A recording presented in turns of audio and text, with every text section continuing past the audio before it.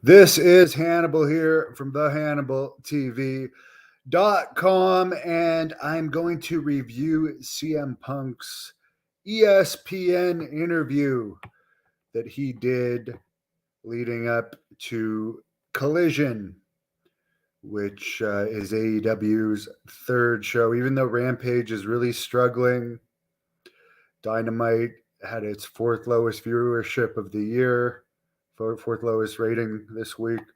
They're getting paid for a third show, so I understand why they're doing it. But before I get into reviewing the actual ESPN article, let's take a look at where ticket sales are at directly from this week's Wrestling Observer that came out today. So for their debut show in Chicago at the 20,000 seat United Center, that sold out for CM Punk's last return, has about, and these include the free tickets. So total tickets out 8,500 for tomorrow night's at the United Center. Their debut show Saturday night, CM Punk's the Toronto one, or CM Punk's the hometown boy for the Toronto one.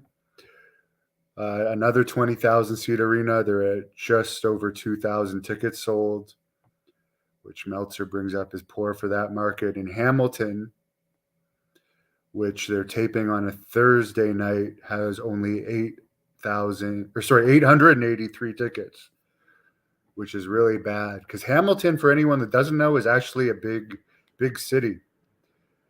Regina, Saskatchewan, just over 1,000, 1,353. Calgary, for the debut in the market, 3,500. Then in Newark, the New York City market, over 4,000. Greenville, 1,700. Greensboro, 2,600. So other than Chicago, obviously CM Punk's not really blowing away the box office. Marty's doing great. I suggest people watch that interview. He was sober in this interview.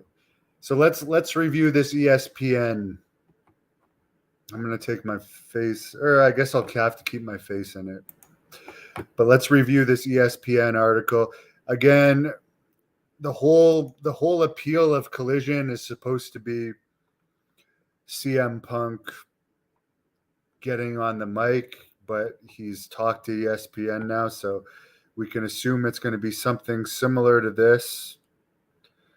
To be honest, I skimmed through it before and I didn't find it that interesting. Basically, he says he's been absent so long because of a torn tricep. He is injury prone. That match took place at the event last September that he was hurt at, but he was also hurt last June. And basically, he's recovering. Who knows how long it's going to be before his next injury? The backstage fight with the Bucks and Kenny Omega. They haven't talked to him since. And he started off having a problem with Adam Page due to saying something in a promo which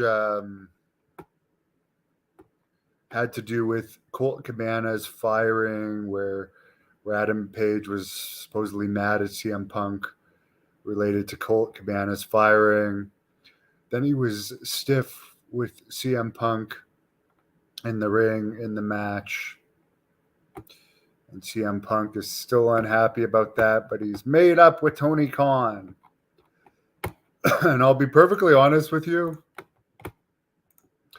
I don't care about CM Punk enough to read the full thing. I've seen the Cole's notes of it, and that's what he's basically saying. The Young Bucks and Kenny Omega have not talked to him, so there's still heat there. Adam Page said something about him in a promo he was upset over, and instead of working the match he had with Adam Page, he felt like he had to protect himself.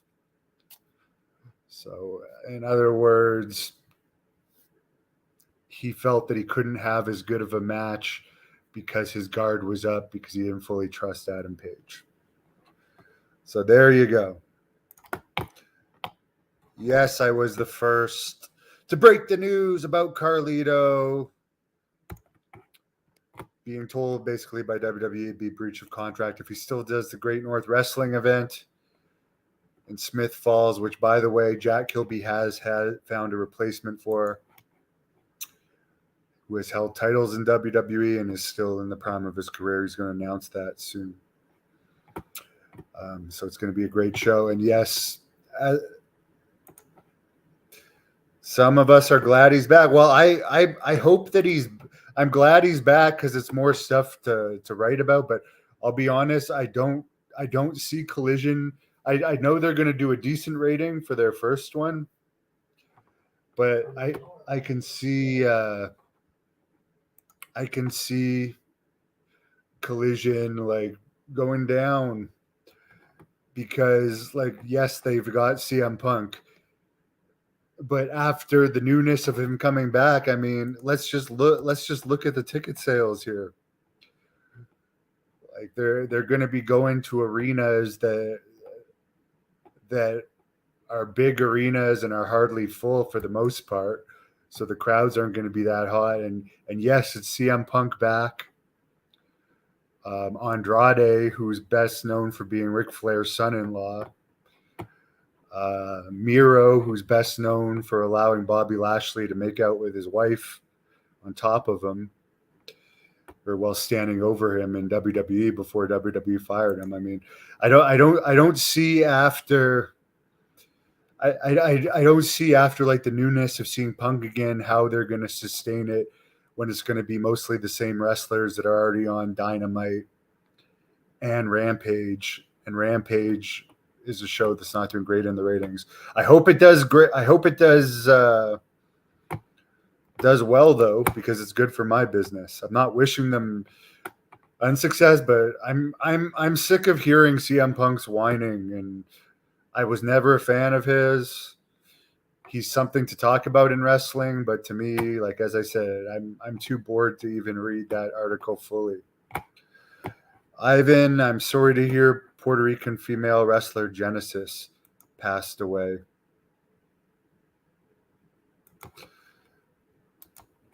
No gimmicks guy Jack Kilby says stay tuned for the massive announcement this weekend about Carlito's replacement.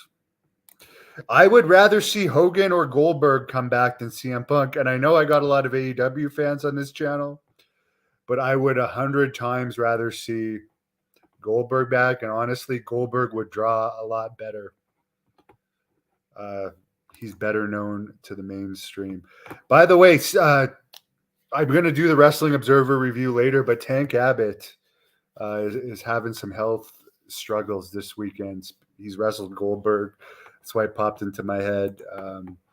But I was talking to Tank Abbott recently, and he said he might be interested in coming to Great North Wrestling to wrestle if he can get through his latest health battles. He wants to have he's not done.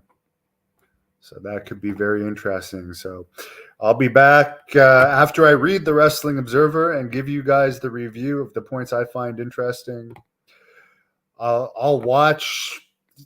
I have no interest in watching CM Punk's match tomorrow. It's a 6-man tag match. I just have no interest in watching it. But I will probably watch the YouTube posting of his speech. What is the difference? There's a lot of fans that are both WWE and AEW fans.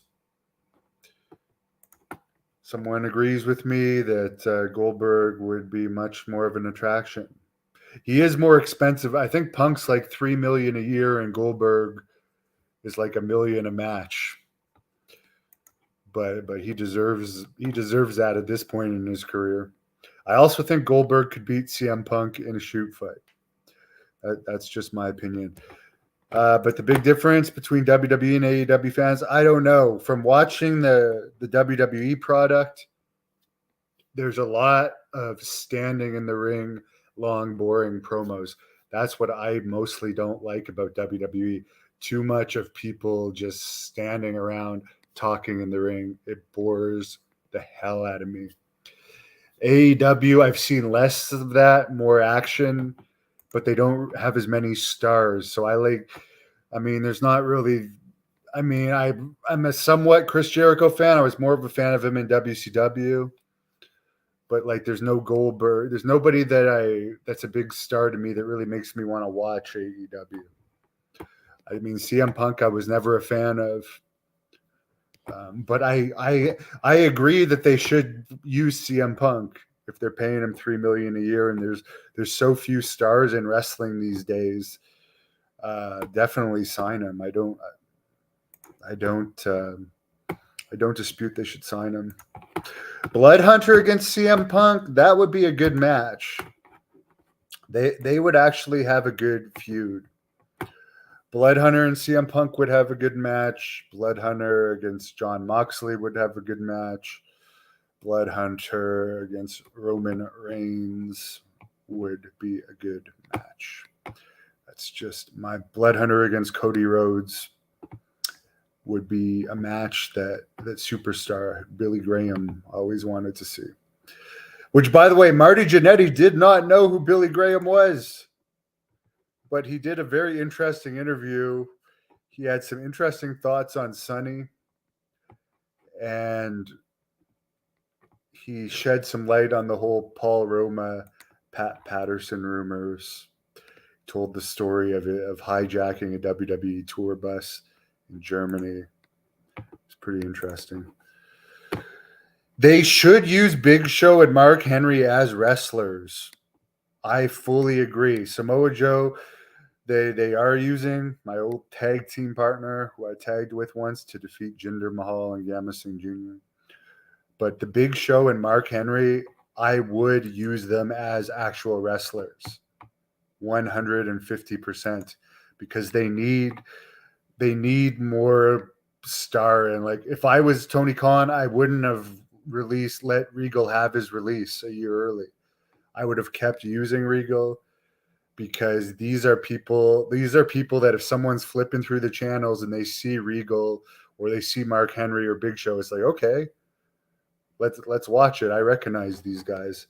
The company's doing great. I'm not hating on the company, but for me and for more mainstream fans, it seems they keep hiring these New Japan guys that only the smart marks care about. Like, I would seriously watch paint. There's so much I'd rather watch, honestly, a rerun of Hugh Hefner's reality show, or a rerun of Bret Michaels' reality show. Honestly, honest to God, than any of these New Japan guys in AEW. No Gimmicks guy says unsanctioned.